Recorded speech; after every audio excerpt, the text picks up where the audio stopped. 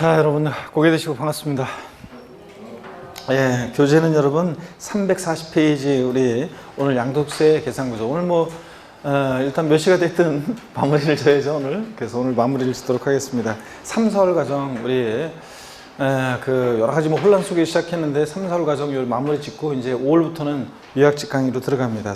자, 그래서 5월달 예고드린 대로 5월달 첫 주부터 바로 양도소득세를 다시 시작합니다, 여러분들. 그래서 양도세를 집중적으로 이제 특히 5월달에 3, 4월 과정에서 조금 빼먹고 가거든요. 그 내용까지 해가지고 5, 6월달에 이제 양도세를 집중적으로 이렇게 복습하면서 계속 하기 때문에 그때 잘 이제 5월달에 하셔야 됩니다.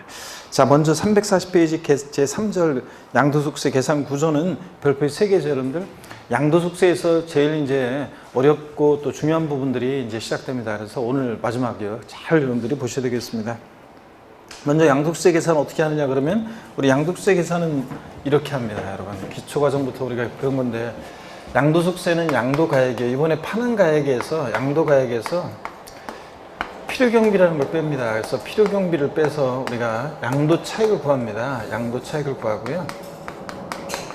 자, 그랬을 때 양도차익 구하고 이 필요경비에는 그 자산을 취득하면서 들어간 취득가액 또 그리고 기타 필요경비라는 것을 취득가액 등 기타 필요경비를 우리가 공제를 해요. 그래서 양도차익을 구하게 되는데 자, 그랬을 때 양도차익 구해진 양도차익에서 장기보유 특별공제를 공제하죠. 장기보유 특별공제를 공제하고 자, 그 다음에 장기보유공제 공제한 다음에 우리가 양도소득금액이라는 걸 구하고요. 양도소득금액.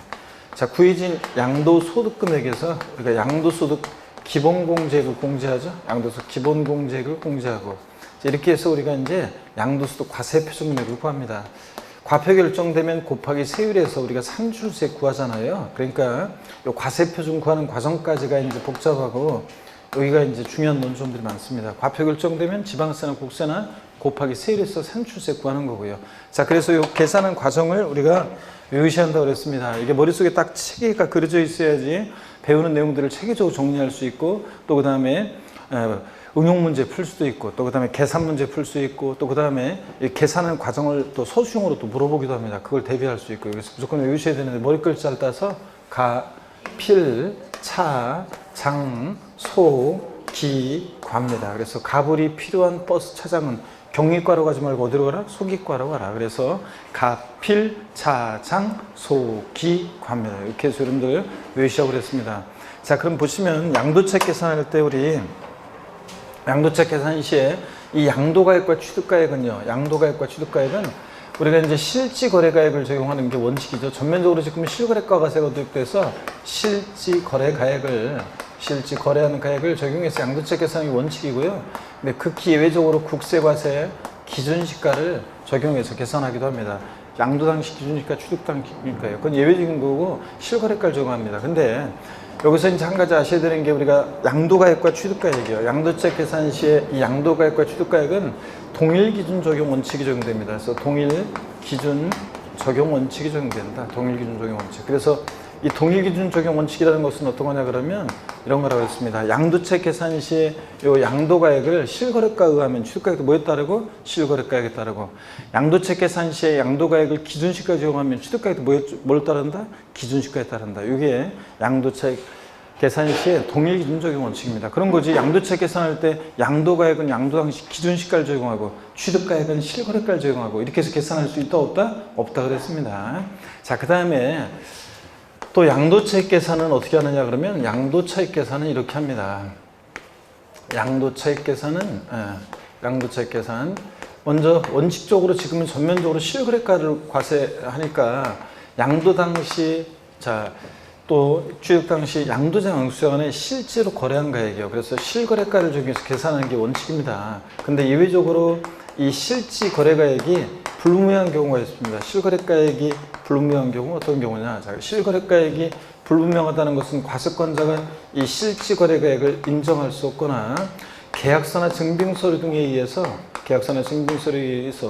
양도 당시 또는 취득 당시 그 실거래가액이 확인되지 않는 경우예요. 자, 계약서나 증빙서류 등에서 확인이 안 된다. 이럴 때 예를 들자면 나란히 어떤 지역에 아파트 101동, 101호, 102호, 103호가 있는데 거래 신고해오기를 101호는 1억에 거래했다고 신고해오고 102호는 1억 200에 거래했다고 신고해오고 103호는 뭐 예를 들어 4천만 원에 거래했다고 수신고해온다. 인정할 수 없겠죠? 왜? 그래서 계약서 갖고 가라고 했더니 땀만 뻘뻘 흘리면서 오다가 계약서 잃어버린 것 같다고 주머니만 뒤지고 있고 자 이렇습니다. 즉 실지 양도 당시 또는 취득 당시 실거래가액 확인이 안 됩니다. 그러면 양도가액과 취득가액을 어떻게 할 것이냐. 4천만 원을 할 수는 없잖아요. 그러니까 추계해서 양도가액과 취득가액을 이런 경우에는 추계해서 이제 우리가 정하게 됩니다.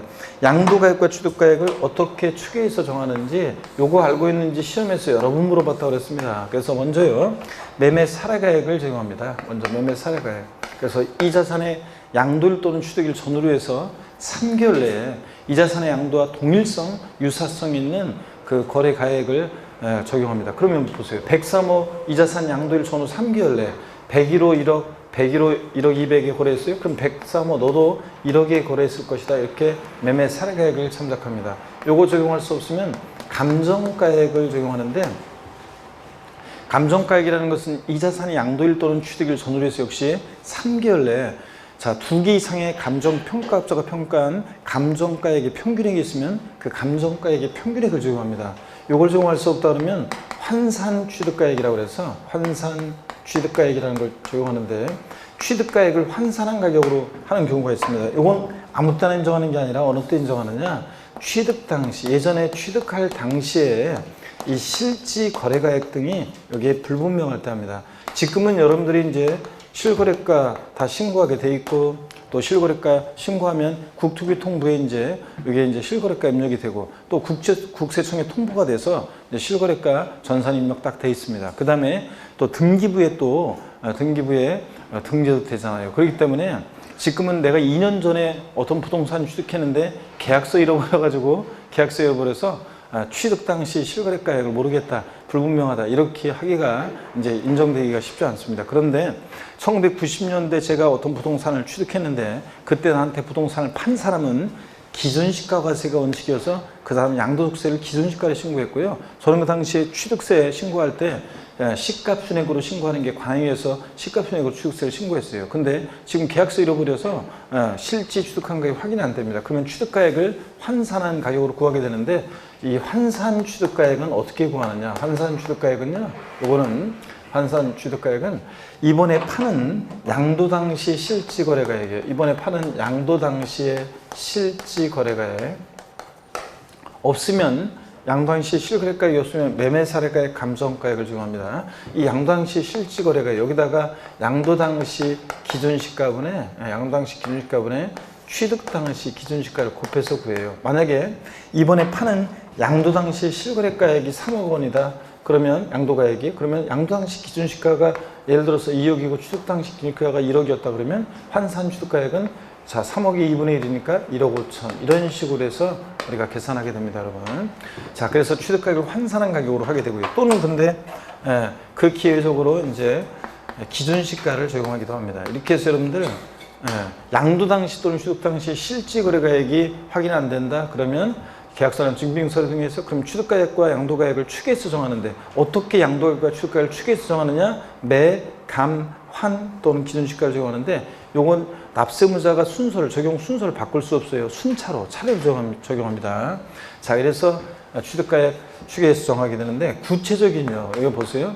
구체적인 추계 결정, 경정 한번 순서 적용을 보면 구체적인 추계 결정 경정 적용 순서를 보면 어떻게 하느냐 콕 집어서 이거는 제가 양도가액 또는 취득가액이 확인되지 않을 때 뭉뚱그려서 얘기한 거고 만약에 콕 집어서 양도가액이 만약에 불분명할 때 양도가액이 이번에 파는 양도 당시 실지거래가액이 확인이 안 된다 불분명하다 그럴 때는 어떻게 추계해서 양도가액을 정하느냐 매, 감, 기 순서입니다. 매매 사례가액, 감정가액, 기준시가. 근데 콕 집어서 취득가액이 만약에 불분명할 때 취득가액은 어떻게 추계, 결정, 경정하냐고 물어보면 매, 감, 환, 기 순서로 이렇게 추계, 결정, 경정합니다. 순서 바뀌면 틀려요. 그래서 시험에서 최근에도 여러 번 나왔던 것이 취득 당시 실지 거래가액이 확인되지 않는 경우에 취득가액은 매매 사례가액, 감정가액, 기준시가를 순차로 적용한다. X죠? 제가 뭐라고 했어요? 매매사례가액, 감정가액, 기준가라고 했잖아요. 취득가액이 확인은 안 되는데 취득가액 분명할 때는 매감기가 아니라 매감환기. 매매사례가액, 감정가액, 환산가액, 기준가를 순차로 정해야 됩니다. 자, 그러면 또 시험에 나왔던 것이 취득 당시 실지거래가액이 확인되지 않는 경우에 취득가액은 매매사례가액, 환산가액, 감정가액, 기준시가를 순차로 적용한다. 들렸죠? 제가 순서 바꿨잖아요. 매환감기가 아니라 보다 매감환기입니다. 그 다음에 또 시험에 나왔던 것이 환산취득가액은 양도가액을 추계하는 경우에 적용하는 것이지 취득가액을 추계할 때 적용하는 것이 아니다. X죠? 환산가액은 양도가액을 추계할 때 적용하는 것이 아니라 뭐라고요? 취득가액을 추계할 때 적용하는 것이고. 자, 이렇게 해서 이거 시험에서 이거 알고 있는지 여러 번 물어봤습니다. 자, 여러 번 물어봤어요. 그래서 여러분, 자, 콕 집어서 시험에서 양도 당시 실지 거래가액이 확인되지 않는다. 양도가액을 어떻게 추계 결정 경정한다? 매, 감, 기 순서고. 콕 집어서 취득가액이 분명할 때 취득가액은 어떻게 추계 결정 경정한다? 매, 감, 환, 기 순서로 추계 결정 경정합니다. 이렇게 여러분 딱 알아두시고요. 자, 그러면 교재 보겠습니다. 여러분 교재 보시니까 우리 계산 과정이요. 여러분들 계산 과정 그 계산구조 흐름에서 항목 한번 보세요. 자, 머리 글자를 따라서 양도가액에서 가액 동그라미, 필요경비, 필요 동그라미, 양도차액, 차액 동그라미, 장투공제 340페이지입니다. 차액 동그라미, 장기 보유 공제, 장액 동그라미, 양도소 금액, 소액 동그라미, 양도소 기본 공제, 기획 동그라미, 과세 표준, 과액 동그라미. 그래서 어떻게 외운다? 가, 필, 차, 장, 소, 기, 과거요. 과세 표준 결정되면 곱하기 세로 산출세 구하고요. 그 이하 과정은 중요하지 않고요. 요까지 여러분들이 계산 과정으로 알아주시면 되고 341페이지 보겠습니다. 보니까 양도가액과 취득가액의 산정 방법. 원칙적으로는 실거래가를 정하는 게 원칙인데 예외적으로 이제 양도가액과 취득가액을 추계해서 추계 결정합니다. 그럴 때 거기 보조단을 좀 보니까 여러분 추계조사 결정 경정의 경우에 양도가액 또는 취득가액을 매매사례가액, 감정가액, 환산가액 또는 기준시가 등에 따라 할 수 있다. 매감환기, 그죠? 예. 그럴 때 2번 양도차액 산정을 봅니다. 양가로 1번 양도차액은요, 양도가액에서 취득가액 및 기타 필요경비를 공제하여 계산하는데, 양도차액 계산할 때, 자, 밑줄입니다. 양도가액을 실지거래가액, 가로는 읽어봅니다. 매매사의 감정가액 등을 포함해서에 따를 때는 취득가액도 실지거래가액 밑줄이고 매매사의 감정가액, 환산가액 등 포함해서 따르고 밑줄이요. 그래서 자, 가로 일단 생략하면 어떻게 되어 있어요? 양도차액 계산할 때 양도가액을 실지거래가액에 따를 때는 취득가액도 뭐 실거래가액에 따르고 또 밑줄입니다. 양도가액을 기준시가에 따를 때는 취득가액도 뭐에 따른다? 기준시가에 따른다. 밑줄이요. 이거 양도가액과 취득가액의 동일 기준 적용 원칙입니다. 양도차액 계산 시에. 그리고 양가로 2번은 자, 읽어보시면 되는 거고 그 다음에 심화에서 실지거래가액이 인정 확인되지 않는 경우에 추계조사 결정 경정 특례 보겠습니다. 심화 내용 보니까 양도가액 또는 취득가액을 실거래가에 따라서 하는 경우로서 다음의 사유로 장부나 그 밖의 증명서류에서 해당 자산의 양도 당시 또는 취득 당시 실거래가액을 인정 또는 확인할 수 없는 경우에 쭉 밑줄이죠. 지금 어디? 첫 번째 줄 끝에 자, 장부나 그 밖의 증명서류에서 해당 자산의 양도 당시 또는 취득 당시 실거래가액을 인정 확인할 수 없는 경우에 밑줄이요. 양도가액과 취득가액을 머리글자를 따서 매, 감, 환 또는 기준시가 등에 따라 매감환기 등에 따라 추계조사하여 결정 경정할 수 있다 밑줄이고 그 추계 결정 경정의 사유는 읽어보시면 돼요. 뭐 증빙서류 없거나 뭐 어쩌고 저쩌고 읽어보시고 확인 안 되는 그 경우인데 342페이지 넘어가니까 342페이지요. 추계조사 결정 경정 방법 해가지고요. 양도가액 또는 취득가액을 추계 결정 경정하는 경우에 다음의 방법을 순차로 적용하여 산정가액이 한다 밑줄이요. 그래서 차례로 순서 바뀌면 틀려요. 다만 여기는 읽어보시면 두 번째 줄 중간에 다만 매매사례가액, 감정가액이 특수관계인과의 거래에 따른 가액 등으로서 자, 객관적으로 부당하다고 인정된 경우는 당연히 해당 가액을 적용하면 안 되겠죠. 그 다음에 자, 매매사례가액이라는 게 어떤 거냐? 양도일 또는 취득일 전후 각 3개월 밑줄이요. 이내 해당 자산과 동일성, 유사성 있는 자산에 매매사례가 있는 경우에 그 가액을 정합니다. 그죠? 그래서 103호, 자, 이 자산 양도일 전후, 자, 만약에 101호 1억, 101호 1억 200이야. 그럼 너도 적어도 1억에 쓸 것이다. 이렇게 매매 사례가액 적용한다고 그랬죠. 네, 감정가액 봅니다. 어떤 거냐? 표에서 양도일 또는 취득일 손은 각 3개월 내 매출이요. 자, 해당 자산에 대해서 둘 이상의 감정평가업자가 평가한 것으로서 신빙성으로서 인정되는 감정가액의 평균액이 있으면 그 감정가액 평균액을 적용하고, 환산취득가액은 어떻게 구하는지 그 계산식에다가 여러분이 별표시해 놓고 알아두셔야 돼요. 환산취득가액은 어떻게 구하느냐? 이번에 파는 양도당시 실거래가액에다가 양도당시 기준시가분의 취득당시 기준시가를 곱해서 구한다는 거. 아셨죠 여러분? 이 식은 외워두셔야 돼요. 여러분들이 이 식을 환산취득가액 구하는 거. 나중에 이제 우리가 5, 6월 달, 그 다음에 7, 8월 달에 사례 연습하면서 계산 문제를 통해서 우리가 연습할 거고요. 자, 그 다음에 계속 이어서 봅니다. 그 추계 가액 적용 순서 있잖아요. 여기에 별표시를 또 딱 해놓고, 콕 집어서 양도가액이 자 확인되지 않을 때 양도가액은 어떻게 추결점 경정한다? 매, 감, 기, 머리글자 동그라미 하시고, 자 콕 집어서 취득가액이 불명할 때 취득가액은 어떻게 추결점 경정하냐 그러면 매, 감, 환, 기 순서입니다. 여러분 머리글자 동그라미 하시고요. 그 다음에 실거래가액의 뭐 적용의 특수 문제 그랬는데요. 여러분 양도가액은 실지 양도한 가액을 적용합니다. 그래서 실거래가를 적용해서 이 양도가액을 총 수익금액으로 해서 여기서 필요경비를 빼서 양도차익을 구하는 거예요. 자, 그럴 때 이 양도가액 특수 문제 한번 보겠습니다. 근데 어떤 거냐면 실지 양도한 가액을 적용해서 양도차익 계산해야 되는데 어떤 경우에는 일정한 가액을 실지 양도한 가액으로 보는 경우가 있어요. 어떤 얘기인지 그 342페이지 양도가액 그 특수문제 1번 봅니다. 고자가 양도속세 대상 자산을 여기 비출이요. 특수관계인에 해당하는 법인, 즉 외국법인 포함하고 특수관계 법인이라고 하는데 특수관계 법인에게 양도한 경우 밑줄이요. 해당 고자의 상여 배당 등으로 처분된 금액이 있는 경우에는 여기 밑줄입니다. 법인세법 52조에 따른 시가라는 것을 해당 자산의 양도당 시 실거래가로 본다. 밑줄 짝입니다. 시험에 이게 29회 시험 때 시험에 한번 나온 적이 있어요. 지문에 한번 나온 적이 있는데 여러분 보세요. 이거 어떤 거냐면 이런 거예요. 만약에 예를 들어서 A라는 어떤 법인이 있어요. 이 법인은 갑이라는 주주의 특수관계 법인에 해당합니다. 특수관계 법인이에요. 특수관계에 있는 법인인데 요 갑이라는 주주가 예를 들어서 요 A라는 특수관계 법인에게 어떤 자산을 양도한다. 자, 그러면 이때 법인세법 52조 규정에 따른 법인세법 규정에 따른 시가라는 게 있어요. 그 시가라는 가격이 만약에 3억이다. 자, 근데 갑이 을에게 양도했다고 하는 양도 가액이 실지 양도한 가액이 만약에 5억이라고 해요.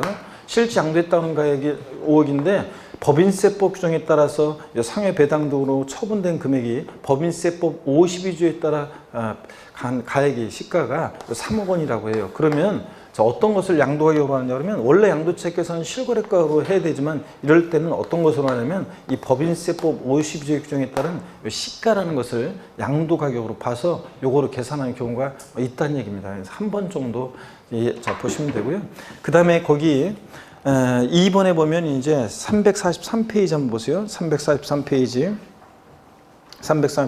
보니까 물론 이제 이게 이제 그 이어지는 얘기들은 왜 이렇게 했느냐 이제 이런 것들은 읽어보시면 그냥 대충 여러분들이 그냥 한번 그 의의를 읽어보시고 343페이지 보면 2번에 고자가 양도세 대상 자산을 특수관계 법인 외의자에게 자산을 시가보다 높은 가격으로 양도한 경우에는 상속증여세법 규정에 따른 고가 양도에 따른 이익의 증여 규정에 따라 해당 고자의 증여재산 가액으로 하는 금액이 잇따르면 여기 밑줄입니다. 특수관계 법인 외의자에게 첫 번째 줄 밑줄 그리고 네 번째 줄 그 양도가액에서 증여재산 가액을 뺀 금액을 양도당 시 실거래가액으로 봐서 이거를 해산하는 경우도 있어요. 계산하는 경우가. 근데 이 상속증여세법 35조 규정을 설명을 하려면 이걸 이제 제대로 이해하려면 이걸 설명하고 상속증여세법 규정에 따른 요 고가 양도 시에 증여에 따른 요 증여 이익을 요거 이제 과세하는 거 이런 것도 이해해야 되는데 이거 하면은 해봤자 설명 연락이 했는데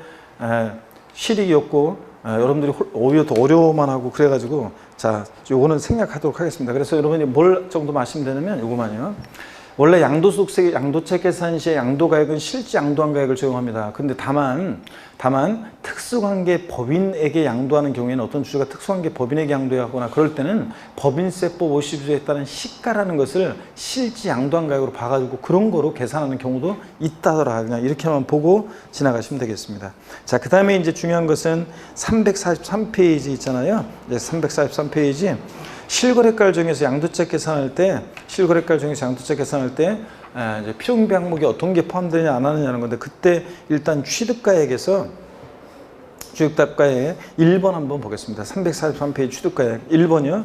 토지, 건물, 부동산에 관한 권리를 양도한 고소가 그 자산 취득 당시 실거래가를 확인한 사실인 경우에는 이를 고소의 취득 당시 실거래가를 본다. 그래서 실지 양도한 가액이 확인되면, 실지 취득한 가액이 확인되면 그 실지 취득한 가액으로 양도채액을 계산하게 되는 거고요. 뭐 그런 것들. 그 다음에 2번을 좀 볼게요. 2번을 좀 보니까요. 2번을 보니까 상속증여 받은 자산에 대해서 실거래가를 적용할 때 여기 포인트입니다. 상속계실 또는 증여현재 상속증여세법 규정에 따라 평가가액을 취득 당시 실거래가를 본다. 요거 몇 줄이에요? 이거 처음 배우는 대로 한번 보세요. 이게 어떤 거냐면 내가 상속증여 받았어요. 갖고 있다가 팔 때 있잖아요. 자, 양도가액은 이번에 실제 양도한 가액인데 8년 전, 10년 전에 내가 상속 증여받은 부동산이 있어요. 그러면 그 부동산의 취득가액은 어떤 걸로 할 것이냐? 공짜로 받았으니까 빵원이잖아요. 실제 취득한 가액이. 빵원으로 할 수는 없고 상속 증여받은 자산에 실제 취득한 가액은 어떤 거로 할 거냐? 그럴 때 어떻게 하느냐? 여기 포인트예요. 상속계실 또는 증여현재예요. 이게 포인트예요. 상속계실 증여현재 있잖아요, 여러분들.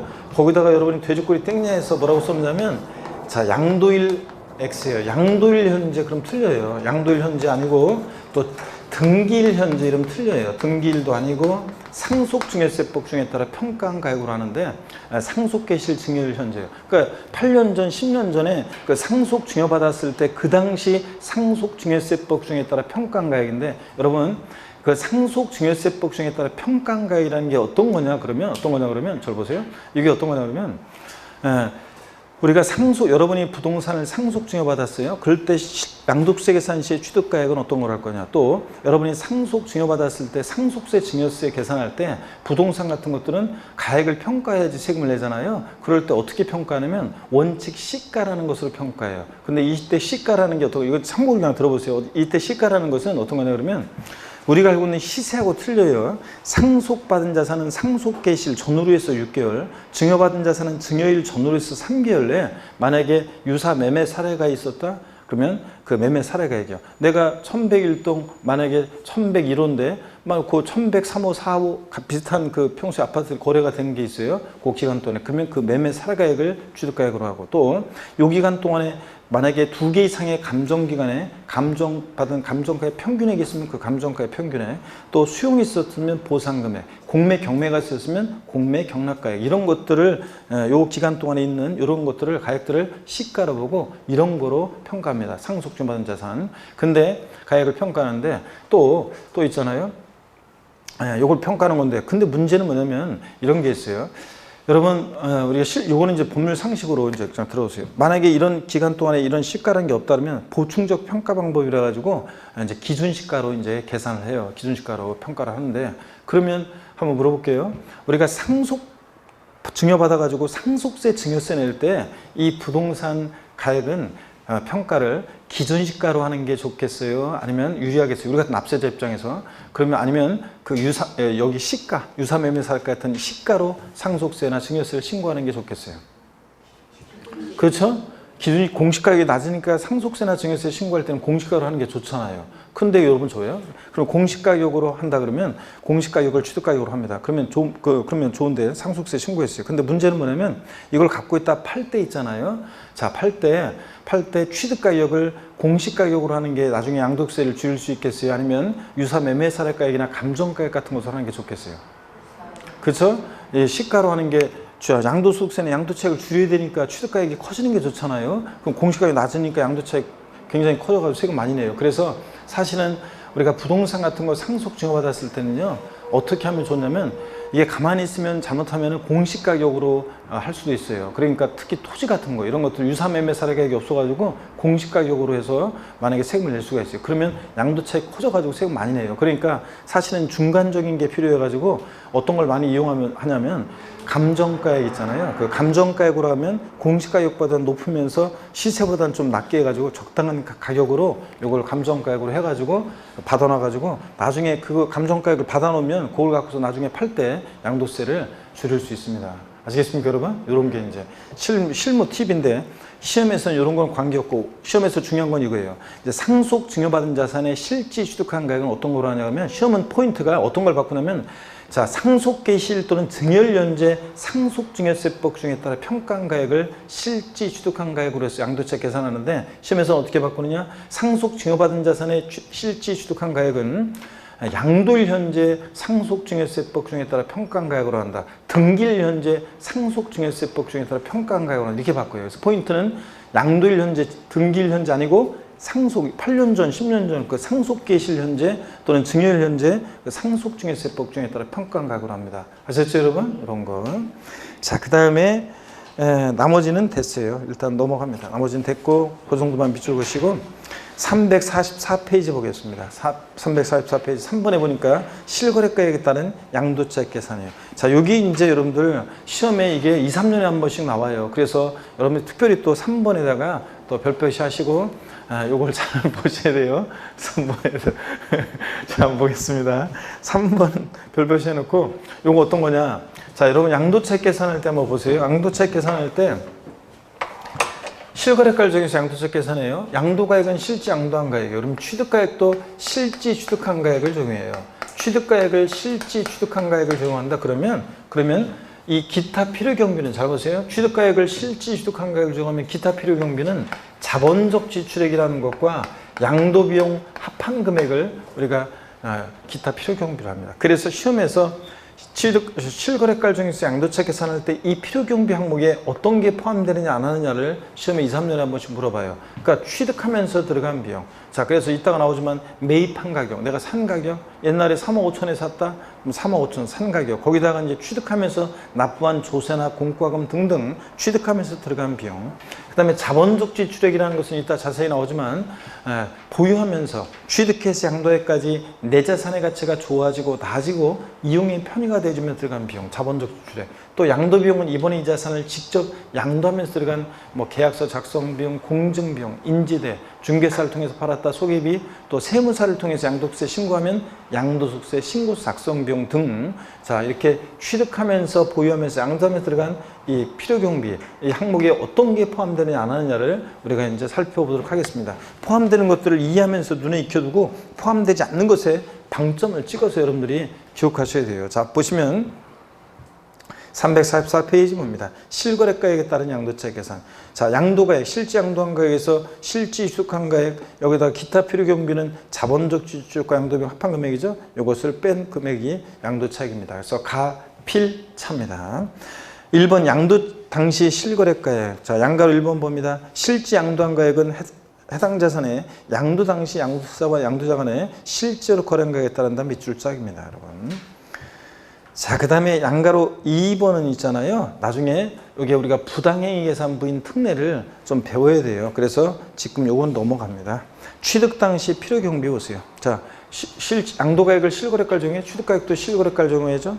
양도가액과 취득가액 동일준 적용 원칙에 따라. 그럴 때 취득 당시 실거래가액 봅니다.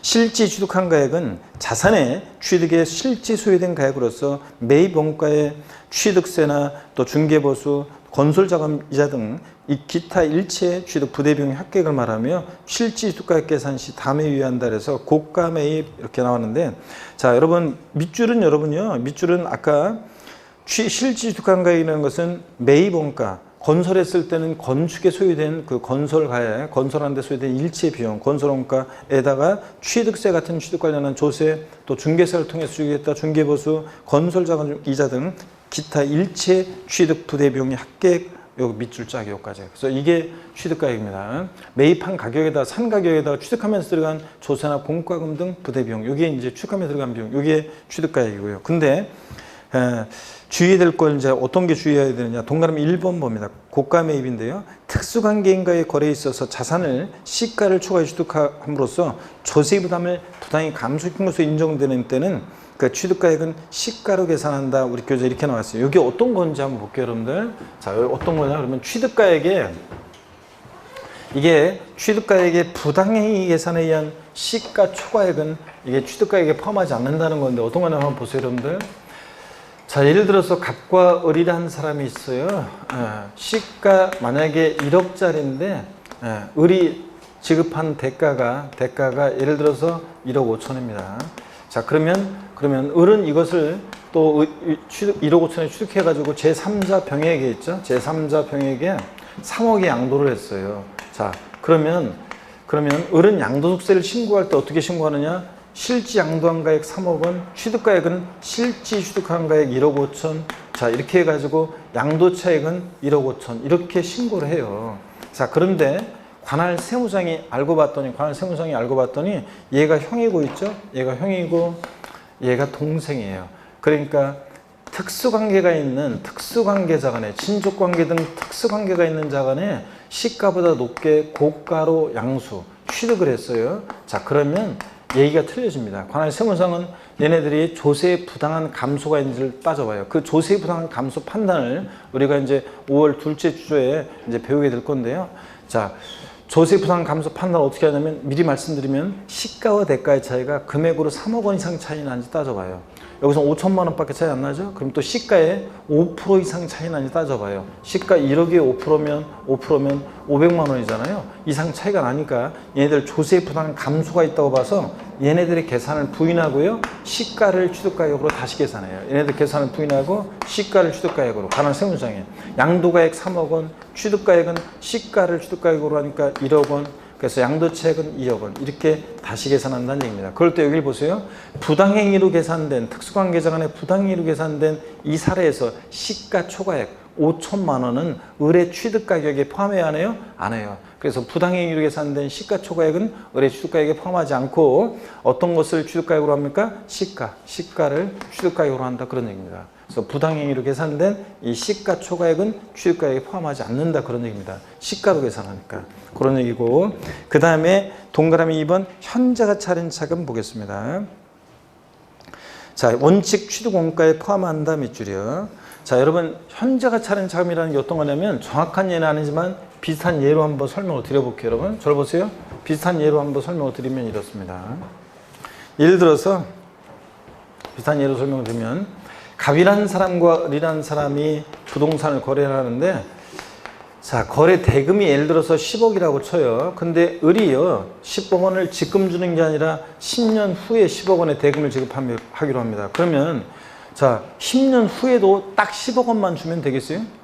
지금 10억하고 10년 후에 10억하고 같은 돈이 아니잖아요. 그래서 같게 주려고 하니까 학개론 시간에 배워요.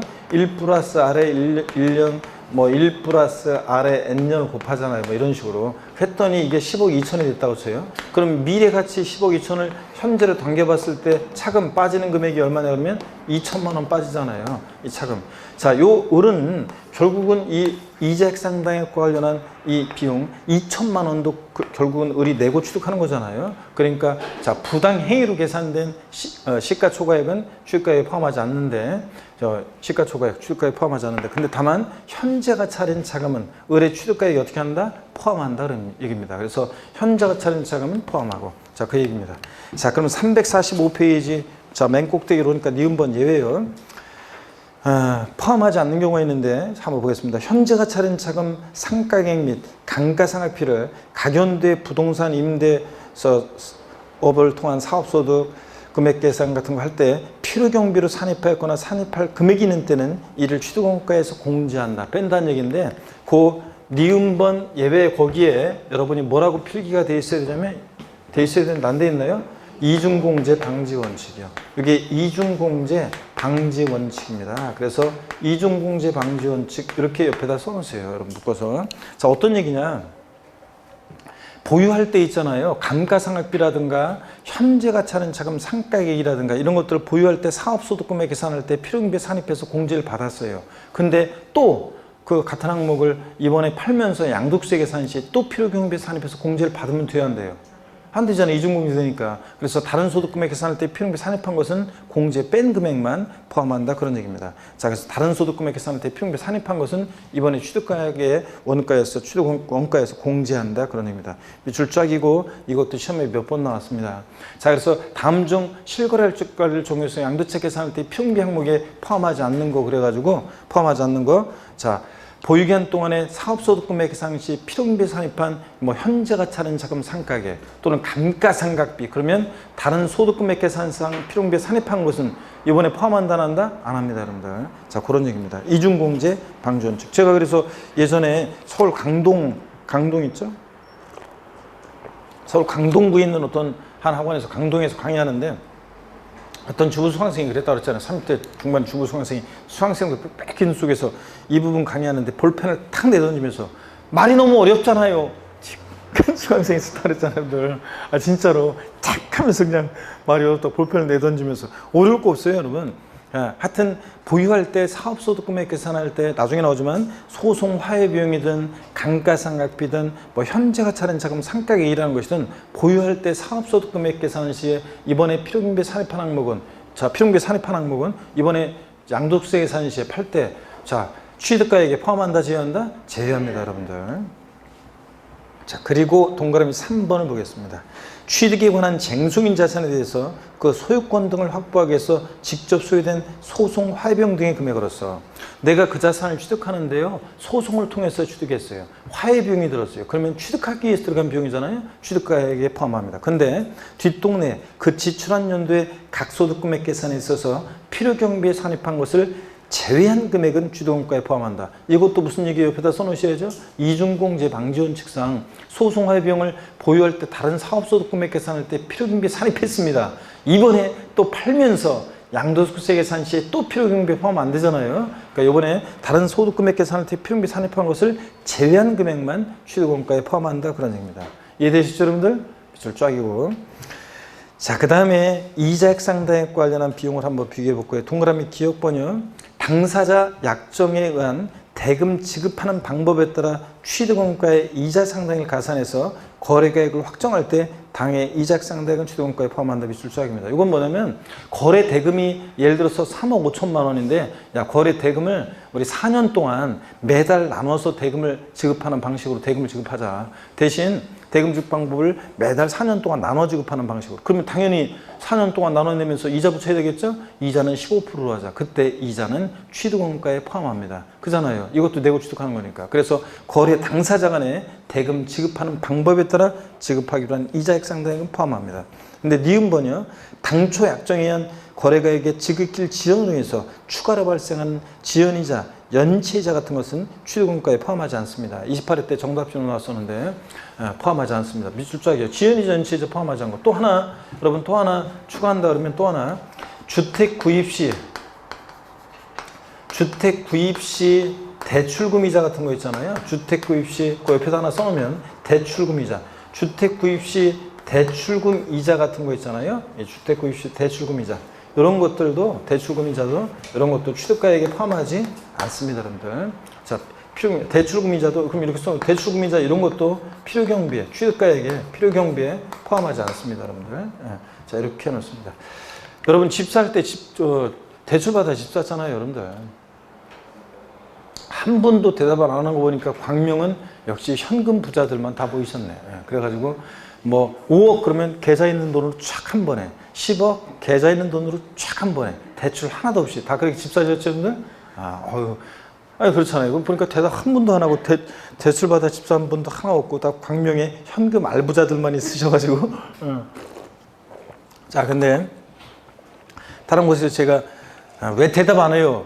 그랬더니 집이 없어요. 그런 분도 있었다고 했잖아요. 근데 어떡하냐 여러분? 하여튼 대출금이자 같은 거 이런 것들 지연이자 연체이자 같은 것은 취득가액에 포함한다 한다? 안 해요. 거래 당사자 간에 대금 지급하는 방법에 따라 지급하기로 한 이자 이게 포함하는 거죠. 예? 자, 그 다음에 계속 이어서 보겠습니다. 필요경비에 포함하는 거 안 하는 거 쭉 나오고 있는데 어디로 가시냐면 심화 내용은 뭐 참고적으로 보시고요. 어디로 가시냐면 346페이지를 보겠습니다. 346페이지.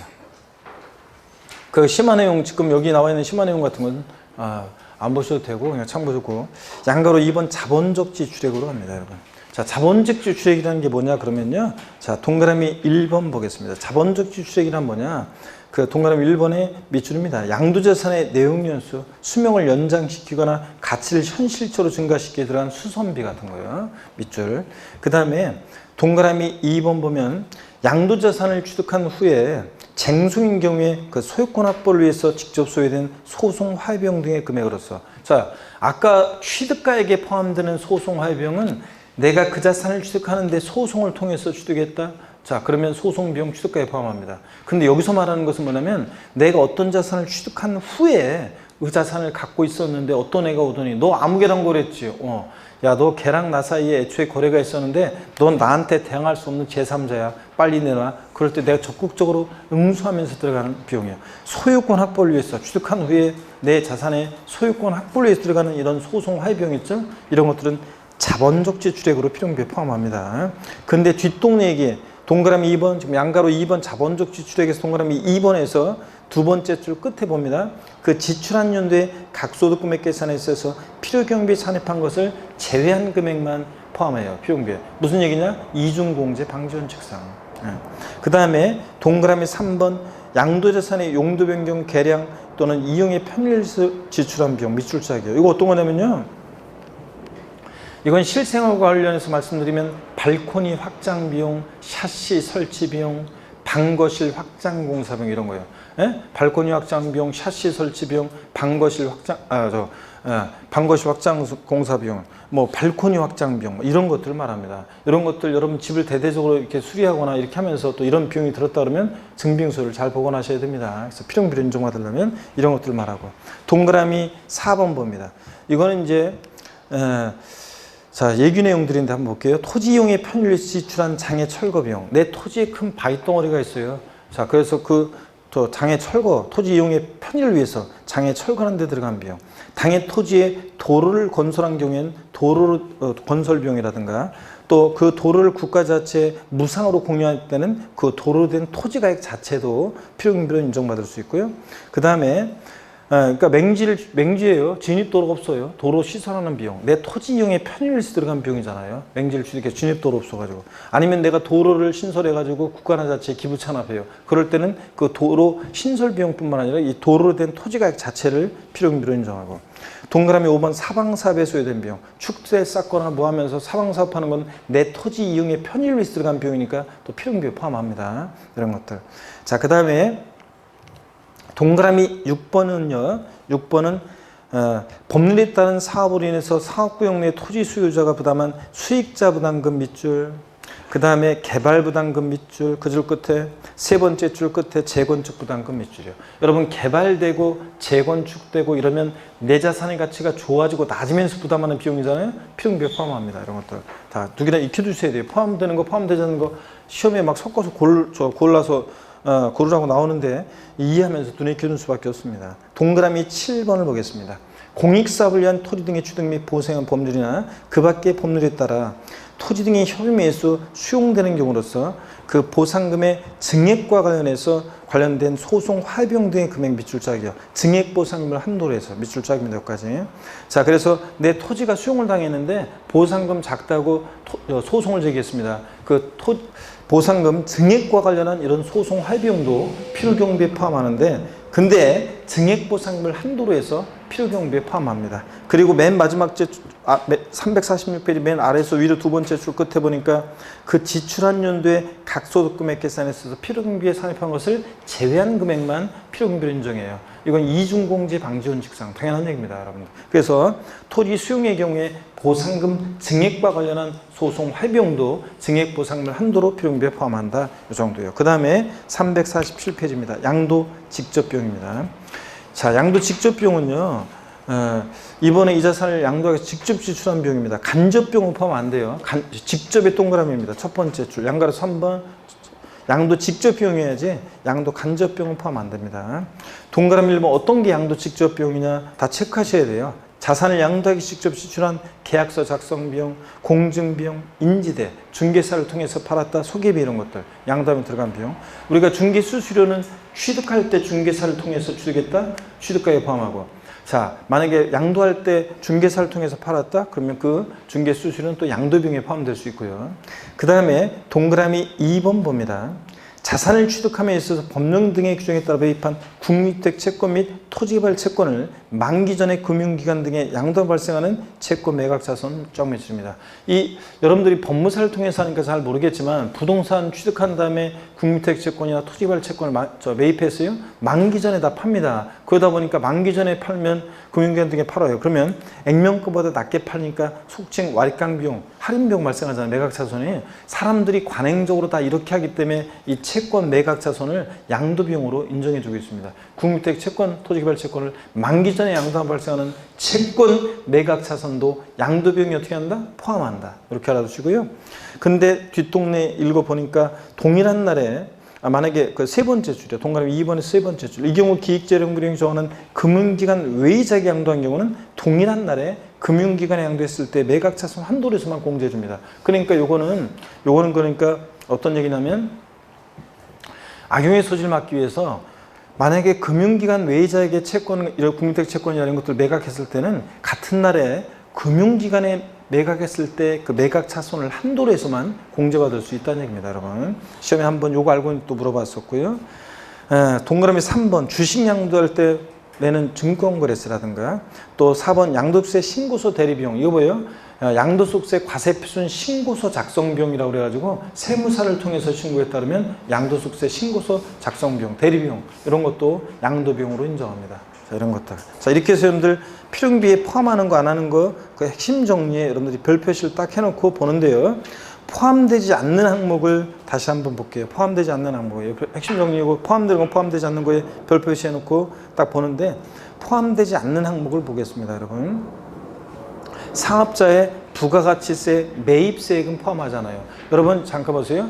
부가가치세는 매출세액에서 매입세액을 공제해가지고 부가세를 계산해요. 그럼 이미 부가세 계산할 때 매입세 공제를 받은 거를 또 양도소득세 계산 시에 또 공제를 해주면 돼야 안 돼요? 안 되잖아. 이중공이 되니까. 그래서 부가세, 매입세 공제를 받은 것은 필요경비에 포함하지 않고, 그 다음에 부동산, 임대소득 등의 필요경비 계산상 현재가 차린 자금 및 감가상각비. 이건 뭐냐면 아까 이중공제 반증률 원칙상 다른 사업소득금액 계산할 때 보유할 때 필요경비에 산입하는 것은 소송화해비용이나 감가상각비나 현재가 차린 자금 상가액은 이번에 또 팔면서 양도세 계산 시 포함시키면 안 되겠죠? 그런 얘기입니다. 이중공제 방지 원칙에 관한 얘기고, 또 제때 대금을 지급하지 못하게 된 연체이자 지연이자 이런 거 포함하지 않는다고 그랬습니다. 주택 구입 시 대출금이자 포함하지 않는다고 그랬죠? 한 가지 추가한다 그러면 주택 구입 시 대출금이자 포함하지 않고.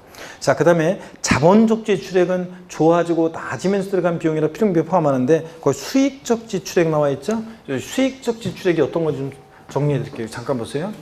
자본적 지출액과 상대되는 개념으로, 자본적 지출액과 상대되는 개념으로 수익적 지출액이라는 게 있어요. 수익적 지출액. 예전에 시험에 한 2번 나왔는데 보세요. 수익적 지출액이라는 것은 어떤 거냐면 이것은 그 자산의 현상과 능률을 유지하는 데 들어간 비용이에요. 현상과 능률을 유지하면서 들어간 비용인데요. 유지 비용인데, 현상 유지, 능률 유지 비용인데 어떤 게 수익적 지출액이냐? 일단 결론부터요. 얘는 필요경비에 포함하지 않습니다. 수익적 지출액은. 근데 어떤 게 수익적 지출액이냐 그러면 도장 비용, 도장 파는 비용이 아니라 페인트 칠하거나 그러면서 들어간 도장 비용, 도배장판 비용, 뭐 전구 교체 비용, 방수 비용 뭐 이런 거예요. 여러분 보세요. 어떤 수강생이 그랬어요. 도장 비용은 제가 수익적 지출액, 현상 유지, 능률 유지 비용이다. 그래서 필요경비에 포함하지 않는다. 그랬더니 어떤 수강생이 아니요, 페인트를 보세요. 건물이 페인트가 지저분해가지고 후줄근했어요. 근데 페인트를 싹 칠하니까 건물이 새 건물처럼 싹 보이면서 그럼 팔 때 좀 가격을 좋게 받을 수 있으니까 자산가치 증가 비용 아닌가요? 그런데 아니에요. 처음에 여러분 건물 지었을 때 페인트 깨끗했어요, 지저분했어요? 깨끗했잖아요. 근데 시간 지나면서 지저분해지니까 다시 칠하는 비용은 유지 비용이지 개량 비용이나 수선 비용이 아닙니다. 그래서 개량 비용, 수선 비용, 좋아지고 나아지고 이용의 편의가 되어지면서 들어간 비용이 자본적 지출액이고 필요경비에 포함하는 거고, 이 도장 비용은 현상 유지 비용이에요. 또 보세요. 방수 비용 같은 거, 방수 비용. 그래서 무슨 얘기냐면 여러분들이 상가나 아파트를 분양받았어요. 문을 딱 열었더니 처음에 청혼의 꿈을 안고 처음에 문을 딱 열었더니 천정이나 벽에서 물이 막 줄줄 새고 있었어요? 안 샜어요? 샜으면 난리 나는 거지. 신축 아파트가, 상가가 내가 분양받아가 문을 딱 열었더니 뭐 물색으로 하면 안 되잖아요. 처음에는 안 샜어요. 근데 나중에 시간이 흘러서 배관 같은 게 노후화되면서 벽이나 천정에 물이 샙니다. 그러면 방수하는 비용 같은 것은 유지 비용이지 개량 비용이 아닙니다. 도배장판 처음에 깨끗했잖아요. 나중에 지저분해지니까 도배장판 새로 하는 비용은 유지 비용이지 개량 비용이 아닙니다. 싱크대 교체 비용이라든가 욕실의 타일이 깨져가지고 욕실의 타일 처음에 멀쩡했잖아요. 이런 거 유리창 파손돼서 교체하는 비용, 전구 교체 비용. 여러분 전구 처음에 여러분이 아파트나 상가 분양받아가지고 불 스위치 탁 했더니 불이 쫙 들어왔어요? 아니면 형광등이나 뭐 조명 이런 게 깜빡깜빡했어요? 처음에 멀쩡했잖아요. 쫙 들어왔잖아요. 나중에 깜빡깜빡해지니까 전구 교체하고 이런 것들은 다 유지비용입니다. 그러니까 이런 도장비용 등 방수비용, 도배장판 비용 같은 이런 것들은 수익적 출액이고, 이런 수익적 지출액은 필요경비에 포함한다 안 한다? 안 한다는 거. 자본적 지출액과 비교합니다. 이렇게 해서 여러분들 수익적 지출액 포함하지 않고, 이 택지 초과 소요 부담금은 택지 초과 소요 부담금은 요거는 김영삼 정부 시절에 옛날에 택지 초과 소유 상한에 관한 법률이라는 게 있었어요. 그래가지고 택지를 법에서 정해진 상한보다 초과해서 소유하면 부담금을 부담했는데, 이건 헌법재판소에서 과도한 재산권 제약이라고 해서 불합치 결정받고 없어졌어요. 이 법률 자체가. 그래서 택지 초과 소유 부담금 자체는 옛날에 있었던 거지 지금은 없어진 거라 이건 그냥 참고고요. 양도 간접비용, 양도 직접비용만 포함한다 그러지 양도 간접비용 포함한다고 그랬습니다. 그죠? 양도 간접비용 그러면 어떤 거냐면, 여러분 보세요. 양도 간접비용 그러면 어떤 거냐면, 양도 간접비용이 어떤 거냐면 얘가요. 양도 간접비용의 얘는 이런 거예요. 접대비라든가 접대비나 이사비용 같은 거, 접대비나 이사비용 같은 양도 간접비용 이런 것들은 필요경비에 포함한다 안 한다? 안 합니다, 여러분. 자, 그래서 양도 간접비용 포함하지 않고 양도 직접비용만 포함하는 거지. 이번에 이 자산을 직접 양도함에 들어간 비용만 포함하지 양도 간접비용, 접대비나 이사비용 같은 거 포함하지 않고, 그 외에 중요한 거 취득 관련한 조세, 취득세나 등록면허세 같은 취득하면서 들어간 조세는 취득가액에 즉 필요경비에 포함하는데, 거기 또 347페이지 맨 아래 비줄이요. 재산세나 종부세 같은 보유세 포함하잖아요. 또 상속세, 기납부한 상속세나 증여세에 포함하지 않습니다. 물론 증여세는 예외가 있어요. 예외가 있지만 상속세나 증여세도 필요경비에 포함하지 않습니다. 절 보세요, 여러분들. 예를 들어서 예전에 8년 전, 10년 전에 내가 부동산 같은 것을 상속 증여받으면서 상속세나 증여세 그 당시에 냈어요. 이번에 이 자산을 갖고 있다 팔 때 양도소득세 계산 시에 옛날에 냈던 상속세나 증여세는 필요경비에 포함한다 안 한다? 안 한다는 얘기입니다. 물론 증여세는 예외가 있어요. 거기 증여세에다가는 돼지꼬리 땡냐해서 예외에 있음 이렇게 써놓으세요. 증여세는 예외가 있어요. 예외적으로 기납부한 증여세를 필요경비에 포함되는 경우가 있어요. 자, 배우자 직계존비속한 이율과세 특례라고 해서 나중에 이제 배울 건데요. 예외가 있어요. 증여세는 필요경비에 포함된 예외가 있지만 원칙적으로 기납부한 상속세나 증여세는 필요경비에 포함한다 안 한다? 안 합니다. 자, 이렇게 해서 실거래가를 정해서 우리가 지금 양도차익 계산 산정 원리를 쭉 배웠습니다. 실거래가를 정하는데 불분명하면 양도가 주가액은 축에서 정한다는 거, 매감기, 매감한기 중요하고, 그 다음에 실거래가를 정해서 양도차익 계산할 때 취득가액을 실지 주간가액을 정하면 기타 필요경비는 자본적 지출과 양도비용 합계액인데, 어떤 게 취득가액이고 자본적 지출이고 양도비용인지 필요경비 항목에 포함하는 거 안 하는 것을 쭉 배웠습니다. 포함하는 것들을 이해하면서 자꾸 눈에 익혀두시고 포함되지 않는 것에 방점을 찍어서 기억해야 되고요. 자, 이렇게 해서 기납부한 상속세, 증여세 포함하지 않고 재산세, 종부세 포함하지 않고요. 이것도 꼭 기억하고 넘어갑니다. 자, 348페이지 필수예제 문제인데요.